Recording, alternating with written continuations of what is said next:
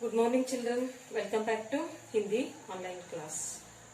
बच्चों, आप सभी कैसे हैं? घर पे रहिए और सुरक्षित रहिए। पिछले क्लास में हमने सर्वनाम किसे कहते हैं, इसका परिभाषा क्या है, इसके बारे में आप लोगों को जानकारी प्राप्त हुआ है। और सर्वनाम के 6 भेद है। पहला कौन सा है? निजवाचक सर्वनाम और पुरुषवाचक सर्वनाम, निश्चयवाचक सर्वनाम, अनिश्चयवाचक सर्वनाम, प्रश्नवाचक सर्वनाम और संबंधवाचक सर्वनाम।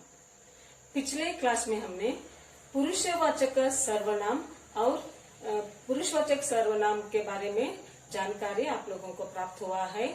और पुरुषवाचक सर्वनाम में 3 उपभेद है।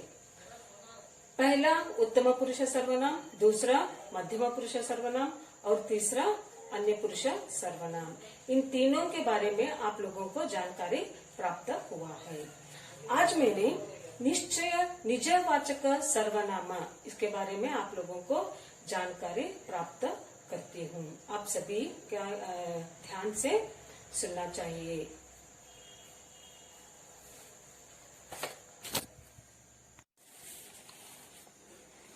बच्चों, कौन अभी सेकेंड वन निजवाचक सर्वनाम।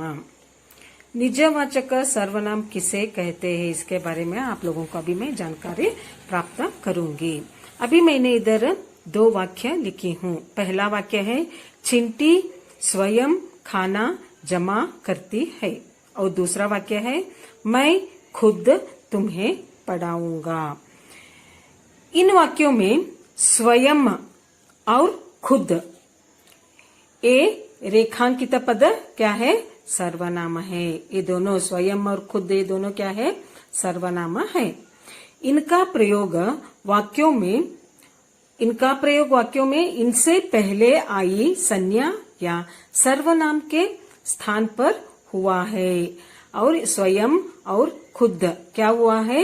ये दोनों वाक्यों में पहले संज्ञा आई हुई है और दूसरे वाक्य में भी क्या है? सर्वनाम के स्थान पर हुआ है। पहले वाक्य में स्वयं सर्वनाम चिंटी संज्ञा के लिए आया है। स्वयं का क्या है? सर्वनाम चिंटी संज्ञा के लिए आया है। और दूसरे वाक्य में खुद सर्वनाम का प्रयोग क्या हुआ है? मैं सर्वनाम के लिए हुआ है। दूसरे वाक्य में क्या है? खुद सर्वनाम का प्रयोग मैं सर्वनाम के लिए हुआ है। इसलिए निजवाचक सर्वनाम का परिभाषा इस प्रकार है।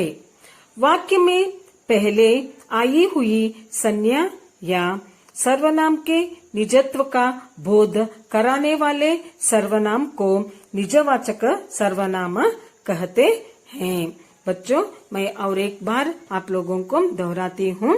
निजवाचक सर्वनाम किसे कहते हैं? वाक्य में पहले आई हुई संज्ञा या सर्वनाम के निजत्व का बोध कराने वाले सर्वनाम को हम क्या कहते हैं? निजवाचक सर्वनाम कहते हैं। जैसे उदाहरण दे रही हूँ मैं, आप, स्वयं, खुद, स्वतः, ये सभी क्या है? निजवाचक सर्वनाम का उदाहरण शब्द है। अभी हम आगे बढ़ेंगे। आगे कौन सा है? तीसरा निश्चयवाचक सर्वनाम। निश्चयवाचक सर्वनाम, यहाँ 2 वाक्य है। पहला है, यह मेरी पुस्तक है। और दूसरा वाक्य है, वह राम के भाई है। बच्चों, अभी आप लोग ये दोनों वाक्यों को ध्यान से आप देख लीजिए। रेखांकित शब्द पहले वाक्य में यह है और दूसरे वाक्य में वह है। पहले वाक्य में रेखांकित शब्द यहाँ और दूसरे वाक्य में रेखांकित शब्द वहाँ है। यहाँ और वहाँ सर्वनाम शब्द किसी विशेष व्यक्ति आदि को निश्चित संकेत करते हैं। ये दोनों क्या है? यह और वह सर्वनाम, ये दोनों सर्वनाम शब्द है। किसी विशेष व्यक्ति आदि को क्या करते हैं? निश्चित संकेत करते हैं। इसलिए निश्चयवाचक सर्वनाम का परिभाषा इस प्रकार है। जो सर्वनाम निकट या दूर की किसी वस्तु की ओर संकेत करे उसे निश्चयवाचक सर्वनाम कहते हैं। बच्चों, मैं और एक बार दोहराती हूँ।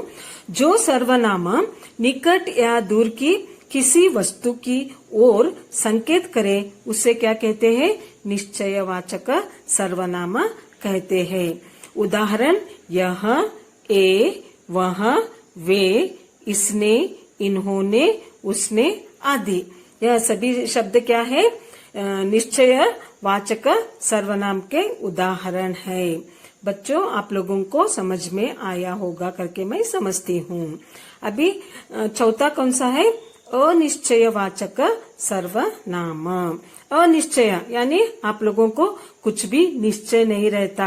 ऊपर का क्या है? निश्चित रहता है। ऊपर का निश्चयवाचक सर्वनाम, इसका मतलब है यह क्या रहता है? निश्चित रहता है। लेकिन अनिश्चयवाचक सर्वनाम में क्या है?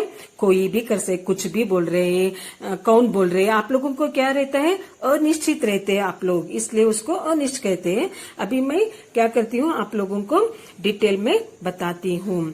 अभी अनिश्चयवाचक सर्वनाम के लिए मैंने 2 वाक्य लिखी हूँ। पहला वाक्य है कोई आ रहा है। इन लोगों को पता नहीं कौन आ रहा करके कोई आ रहा है। और दूसरा वाक्य में क्या है? स्वाद में कुछ कमी है। स्वाद में कुछ कमी है बोले तो स्वाद में क्या कमी है वो पता नहीं लग रहा है। इसलिए कौन सा शब्द इस्तेमाल किया गया है इधर? स्वाद में कुछ कमी है, यह शब्द इस्तेमाल किया गया है। और पहले वाक्य में रेखांकित शब्द है कोई। पहले वाक्य में रेखांकित शब्द कौन सा है? कोई है। और दूसरे वाक्य में रेखांकित शब्द कुछ है। अभी कोई और कुछ ये दोनों सर्वनाम शब्दों में किसी घटना या किसी के होने की प्रतीति हो रही है, किंतु वास्तविकता निश्चित नहीं हो रही है। इधर क्या है? वास्तविकता निश्चित नहीं हो रही है। इसलिए अनिश्चयवाचक सर्वनाम का परिभाषा इस प्रकार है। इसलिए क्या है? इधर क्या हुआ है? कोई और कुछ सर्वनाम शब्दों में किसी घटना या किसी के होने की प्रतीति हो रही है, किंतु वास्तविकता निश्चित नहीं हो रही है। इसलिए अनिश्चयवाचक सर्वनाम का परिभाषा इस प्रकार है। जिस सर्वनाम से किसी निश्चित व्यक्ति या पदार्थ का बोध नहीं होता। क्या है इधर? जिस सर्वनाम से किसी निश्चित व्यक्ति या पदार्थ का बोध नहीं होता उसे अनिश्चयवाचक सर्वनाम कहते हैं। बच्चों, आप लोगों को समझ में आया है ना? अभी मैं अनिश्चयवाचक सर्वनाम के लिए उदाहरण अभी आप लोगों को कहती हूँ। शब्द है अनिश्चयवाचक सर्वनाम के लिए कोई, कुछ, किसी, कहीं आदि। यह शब्द क्या है? अनिश्चयवाचक सर्वनाम के लिए क्या है? उदाहरण शब्द है। बच्चों, आप लोगों को समझ में आया ना? ठीक है। और एक बार आप लोग, मैं क्या करती हूँ, पिछले क्लास में मैंने दिया गया ना व्याकरण, पुरुषवाचक सर्वनाम और उपभेद, वो सभी क्या है? वीडियो हुआ है। आप लोगों को मैं क्या करती हूँ, आप लोग वीडियो देखकर क्या करना चाहिए, ग्रामर बुक में कुछ भी मत लिखो। बाद में मैं व्हाट्सएप थ्रू आप लोगों को व्याकरण सभी भेजती हूँ। सिर्फ आप लोग बैठकर सुनना चाहिए। बाद में मैं क्या करती हूँ, आप लोगों को नोट्स भेजती हूँ। वीडियो देखकर मत लिखिए। ठीक है बच्चों, आज का क्लास हम यही क्या करेंगे, मुक्ताय करेंगे।